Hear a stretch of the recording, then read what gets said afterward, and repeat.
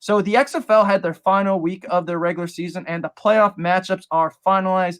We have the Arlington Renegades taking on the Houston Roughnecks in the Battle of Texas in the South Division title game, and in the North Division, battling in the title game or the North title game is my Seattle Sea Dragons, led by Ben DiNucci and former NFL wide receiver Josh Gordon versus Tommy's DC Defenders. So, Paul, I know you're a big XFL fan. So, what are your thoughts on the final week and on these playoff matchups? I'm going to say that Seattle Sea Dragons DC Defenders game is going to be the highlight of the weekend. I mean, it's Sunday at 3:00, but it should be on that Saturday at 7:00. It should be put in the bright lights because these two teams, the Seattle Sea Dragons and the DC Defenders, both played an excellent game back at Lumen Field just a few weeks ago. That game, even though it started slow, it picked up in the in the third quarter and the fourth quarter, and it came down to the wire. And I believe the DC Defenders came out with the victory in that game. But just the thing that makes this this XFL playoffs exciting is that to see some of these former NFL players play some meaningful games and to showcase that they can still play in good, meaningful games.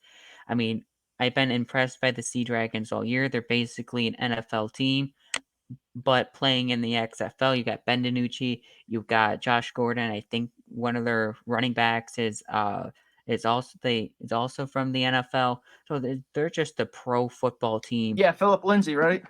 Yeah, Philip Lindsay. Correct. They just seem like an NFL team just playing XFL teams. Right. So I think that's the most exciting thing about what this weekend could bring, and also the Battle of Texas. Yeah. I mean, even though it's XFL football, it's still two Texas teams in Texas playing each other. I think that's what also brings excitement to this.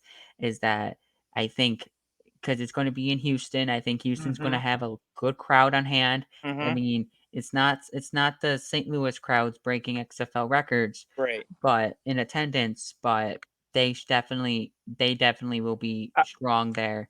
And also DC, great start to the year. Their head coach, I forget his name, but their head coach should be a candidate at the end of the 2023 NFL football season to get an NFL head Yeah. coach. What he's done with the DC Defenders, he deserves it. I mean, he led them to, I believe it's 6-0 start. I think he deserves a real shot to get back into the NFL and coach a team, whether it's offensive coordinator, defensive coordinator, head coach. I really think he should get a chance to be the head coach of a NFL team.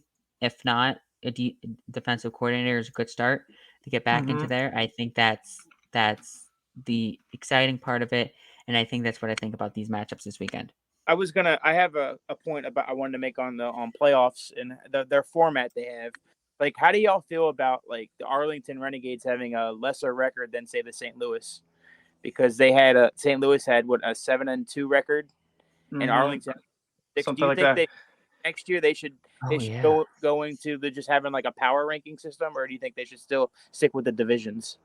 I mean, for a league like that, I think you make a good point, Tommy. I mean, it's not like the NFL where you got 32 teams. I mean, yeah, they probably should just do it based.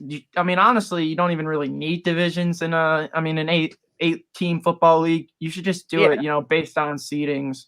Seedings. Top four make it, bottom four, or even like, I mean, you could even have like a play-in or a wild card or something like that. Two teams get a bye. I mean, you could make some different things, but I think that is an interesting point. I didn't even I didn't even realize that St. Louis had such a better record than Arlington. Sorry. Yep. Yeah, the records are drastically different. St. Louis had a 7-3 record, and Arlington's 4-6. Yeah. Ooh. Well, that's because the other team in their division or the other teams in their division, were so bad. So that is an interesting point. But we do have a couple of former Bills in the XFL playoff. Jim Haslett was a linebacker for the Bills from I think 79 to 85. He's the head coach of Seattle. And then, of course, the man, Wade, he's head coach of Houston, so Wade Phillips. So we got some Buffalo connections in this XFL playoff. And I mean, you're right, Paul. That Seattle offense is very fun to watch. Ben DiNucci, honestly, he deserves another shot in the NFL. He's been playing at a very high level so far, but some fun XFL for sure coming up this weekend. Oh yeah, it's And going you to be had a fun weekend. criticized coach and Greg Williams that coaches for DC, their defensive coordinator. So. Oh yeah, you're right, never- Greg Williams too. Another Yeah. former Bill. Bills coach. Yep. Great point. They're 9-1, and they should. I think that DC Defenders game and Seattle Sea Dragons will be the show of the weekend. Oh, 100%. That'll be fun to watch. Oh, it will be. I looked at the matchups now, and I'm like, yep, I think I'm going to tune in Sunday at 3 o'clock, 100%. Awesome.